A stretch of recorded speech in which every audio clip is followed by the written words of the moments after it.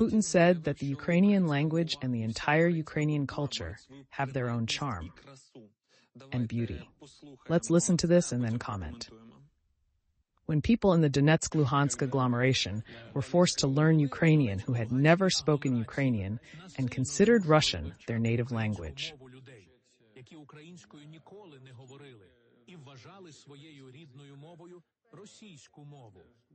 Ukrainian is, as far as I understand it, a very close language to Russian.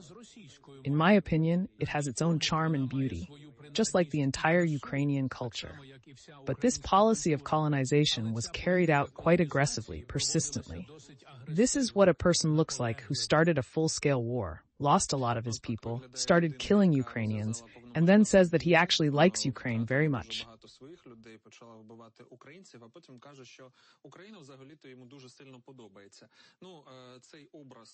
This is the image of a maniac. We have long understood this, who we are dealing with. And I would like to emphasize this as well, so that you do not fall for all these stories. Why is Putin doing this? Why is he talking about it now? Because about a year ago, maybe 2 years ago, he thought that everyone in Ukraine was almost cannibals, and now he thinks that everyone here is good and kind. Don't you think this rhetoric is rather strange? I propose that we consider it in the context of the United States, or rather what is happening there, and based on the risks that Russia faces, not only in the course of the election race, but also in the candidates who may lead the United States and conduct their policies accordingly. Obviously, Putin realizes that there are a lot of risks, so he is starting a little at a time, so to speak. He sees that although he can exercise his power in some parts of our territory, he needs to prepare globally, and he is clearly aware of this. And we will now also confirm these thoughts by the fact that today, Putin accepted the letters of credentials from the ambassadors of 12 unfriendly countries.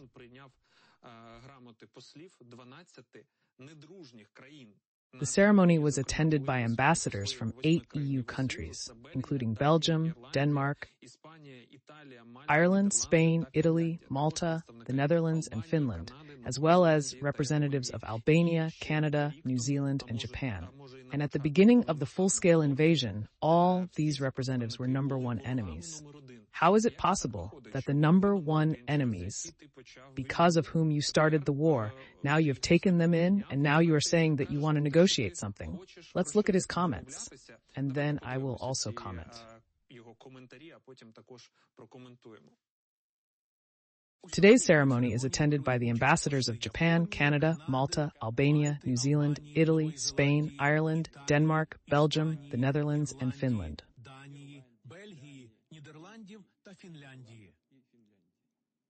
I will not reveal a secret if I say that bilateral contacts between our countries are minimized, both through official, business, and public circles.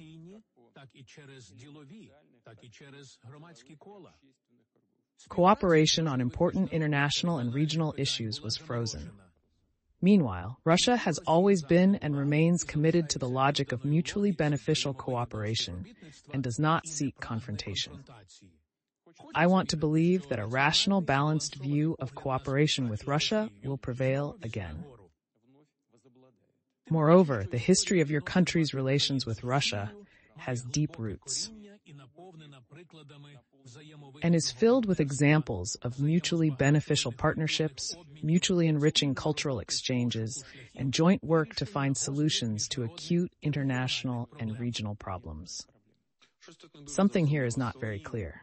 He tells his Russians that NATO is the worst thing that can happen to the planet, that they are not human beings at all, that they should be feared and shot back and attacked. At the same time, he says that there have been many examples of cooperation in history, which was quite fruitful, and in general we are friends. Have you forgotten that? This is how Putin is broadcasting this whole story. Of course, not for nothing. I want you to put this puzzle together with what you have already heard today, and I just want to translate it. Putin is begging for the resumption of trade, the lifting of sanctions, and dreams that it will be like before the full-scale invasion. He is openly reiterating that he wants to negotiate,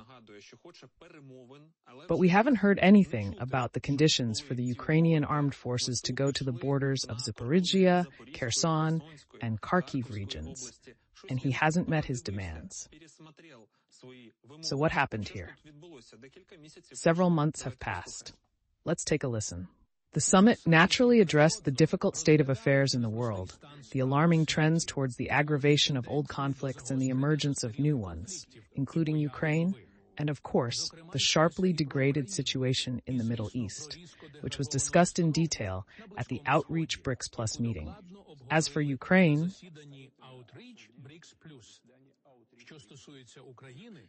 we certainly appreciate the sincere desire of our BRICS partners to contribute to a peaceful resolution of the situation.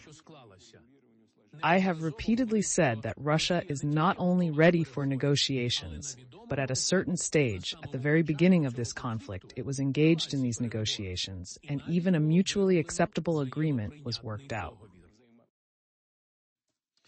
Friends, this whole story is not just for fun. I showed you all 3 passages of his words.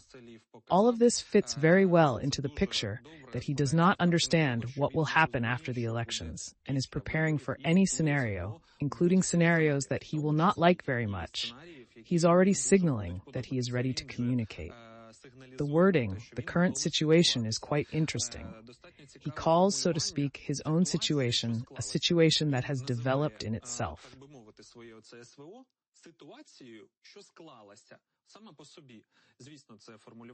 Of course, this wording separates his responsibility specifically from his actions, because the situation did not develop. You took certain actions, you killed people, you kidnapped people, you stole children, your troops raped Ukrainian women, Ukrainians, and then you say, the situation that developed, then you say, let's trade, all this did not happen. He is trying to push this whole story that would be beneficial to him.